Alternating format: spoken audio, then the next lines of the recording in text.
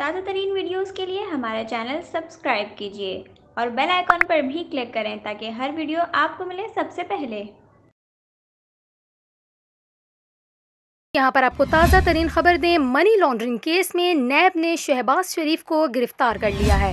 Lahore high court نے آمدن سے زائد اثاثہ جات اور منی لانڈرنگ کیس میں سابق وزیر اعلیٰ پنجاب اور مسلم لیگ نون کے صدر شہباز شریف کی ضمانت کی درخواست مسترد کر دی، جس کے بعد قومی احتساب بیورو نے انہیں احاطہ عدالت سے گرفتار کر لیا ہے۔